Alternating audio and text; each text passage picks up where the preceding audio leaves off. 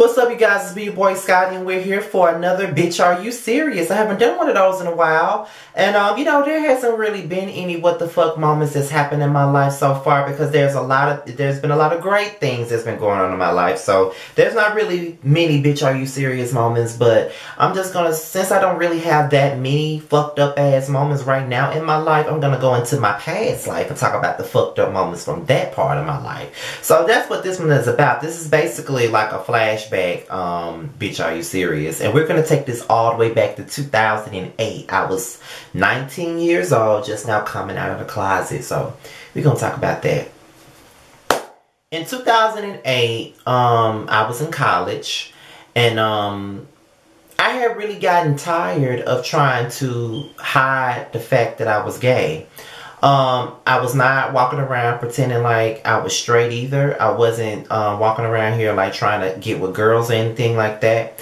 But I was a loner, and everybody wondered why I didn't have a girlfriend. And, you know, whenever someone said that I was gay, of course I would probably say no. But, you know, the reason why I say I wasn't pretending to be gay, because I wasn't out here sleeping with girls. I wasn't even out here trying to pursue no girls. It was just an unspoken situation, and I just wasn't ready to accept it. The first time I realized that I was gay, and I said this before, I was about 14. I was watching Ashanti's Rock With You video, and you know, Ashanti was showing a whole lot of skin in that video, and all of the boys that I knew that I was friends with was all into her. But when I watched the video, I was all into the dark-skinned chocolate man with the braids that was in the video. That's the only thing that I was really giving a fuck about. Do y'all remember that video? Yeah, he was so fine. But anyway, that's how I knew I was gay. And I fought with those feelings all throughout high school. I never touched a man at that time, never kissed a man, never been with a boy, none of that. I didn't do any of that until I went to college.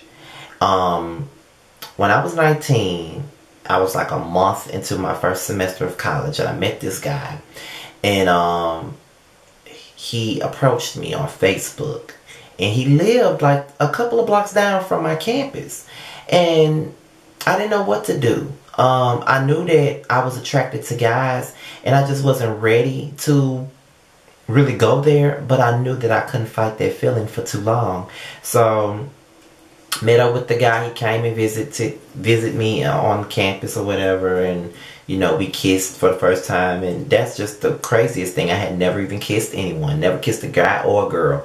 I didn't experience any of my first until I was 19 and 20. My first kiss at 19, my first the first time I really had sex at 20. You know, we had shared our kiss or whatever, and he gave me head, and I liked it. And I had never received head from a man or a woman, but I liked it. And it was everything to me. And I tried to hide that. My cousin was my college roommate.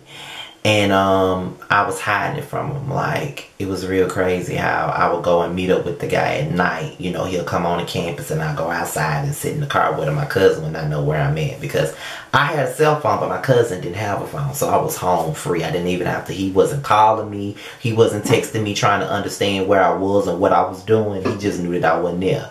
So I was hiding it for a long time until it was the day that me and the guy was supposed to have sex, but it didn't happen. His sister was on her way over to the house, so he hurried up and brought me back home, because, you know, he was hiding his own sexuality. And after that, he was like, you know, I couldn't have had sex with you, because sex without a relationship is not my thing, you know. And I was still trying to, you know, give him the benefit of the doubt. Like, I still wanted to try to be with him, because I had this big infatuation with him. And then, you know, he kind of broke it off with me, and my feelings were completely hurt. Like, I really had fell for the guy. He was like the first person I really had a real love for, and I was crying. And my cousin came into the dorm, and he saw me crying, which is something I never really do. I never cry. And he was like, "What's wrong?" And I wouldn't tell him. I couldn't, you know, at this point, no one knows that I'm gay right now, so I can't really tell you. He kept asking me, he said, "Scotty, you sitting here crying and you never do. What is wrong? If you don't want to say it out loud, write it on a sheet of paper." So I wrote it on a sheet of paper, and I wrote the words, "I think I'm gay." And he said, you're not thinking you gay. You know you are. And those tears is because someone broke your heart, right? And you know, that's how the conversation came along. So we scoot on over to the summertime. Like not even in the summertime, the springtime. And I confided in my homegirl. We called her, I'm not going to say her real name, so we're going to say her name was Key. So I confided in Key about me being gay. She was one of the first people to know. She was one of my best friends. We was in the same circle with the same people that I'm hanging around with now and all of that stuff. So I confided in her. I told her about my sexuality because I trusted her with it. And I told her when I confided in her that I did not want certain people in our circle to know because I didn't fuck with them like that enough to want them to know, because there was a certain friend in our circle that I really wasn't getting along with, and we would always fight over nonsense, and I just didn't want her in my business. I just made that clear that I didn't want her in my business. So I want to say a good 2-3 months down the line, I got a phone call from one of our friends in our circle, and they were like, you need to watch who you tell your business to. And she was like, what you mean? I was like, what you mean? She was like, Key told such and such about you, and I know that you told her that you made it clear that you didn't want such and such to know about your sexuality, and I really didn't, because we weren't getting along. And you know what I'm saying, I felt completely betrayed by her. And I just didn't know what to do. And the sad part is, this was fall semester now. We in a whole nother semester, a whole new school year. So by that point, I wasn't staying in dorms anymore. You know, she had just graduated high school, so she was starting her first semester alongside our other friend. And we was commuting to school, so I would ride with her every morning to school. And so the next morning we had to go to school, and I had to ride with her, and I didn't know how I was going to approach her. So I told my other friend about it, and she was like, listen, when we all go to school in the morning, just confront her about it. Because she was dead ass wrong for that. So I was like, okay, cool. She said, but don't confront her until she pick me up. So I'm like, okay. She normally pick me up first, and then she'll pick up our other friend. And so I got in the car. It was like everything was normal. She was acting like she didn't do nothing. Like, it was like, I literally just found out last night that you backstabbed me, and she just all up in my face, hey, boo, you know, blah, blah, blah, blah, blah. I'm like, this girl don't even realize that she about to get confronted. So we pick up our other friend, and we're on our way to school. And as we're on our way to school, I'm getting irritated because I'm in a car with her, knowing what she did. So I turned her radio down, and I looked at her while she was driving, and I said, now who told you to go and run my business to such and such? I told you that I didn't want her in my damn business. I told you when I came out to you that I didn't want certain people to know. And if they knew, I was going to tell them myself. Why would you do that? So she said, I didn't do that. I don't even know where that's come from. Who told you that? And I said, it doesn't matter who told me that. All that matters is that I heard that you told someone that I told you that I was gay, which I did tell you that, but that wasn't your truth to tell. It was not your truth to tell. Why did you feel so comfortable to run my business when I trusted you as a friend not to discuss my business? Nobody else discussed it, so why are you discussing it? She denied it, and she denied it, and she denied it, and she denied it. So I went to the friend that I didn't want in my business, and she completely told me everything. And it wasn't just her that she told. It was another one of our friends that, you know, the other friend that she told, she was in our circle, but I wasn't close to her like that. She was close to all the other people in our circle, but, you know, I really wasn't close to her. Like, she was more of a hangout buddy or whatever. I did consider her a friend, but she was more of someone that I only saw when we was all going out together, hanging out or chilling at somebody's house. She was not someone that I was texting or talking to about my business, you know what I mean? But we got that respect for each other still. And she also confirmed it. And I was just sitting up here like, this girl really gonna sit up here and lie to me about this whole situation. And so she continued to deny it. She continued to deny it. She continued to deny it. Only for her a month later to admit that she said it. So, you know what I'm saying? She turned around and she apologized for it. And, you know what I mean? It was like, she apologized for running her mouth, But at the same time, I said, you know, I accept your apology. You didn't have to apologize. But from that point on, I never looked at her the same. Like, that friendship was never repaired after that. It's like I never looked at her the same way. Like, me and her had the best relationship before this.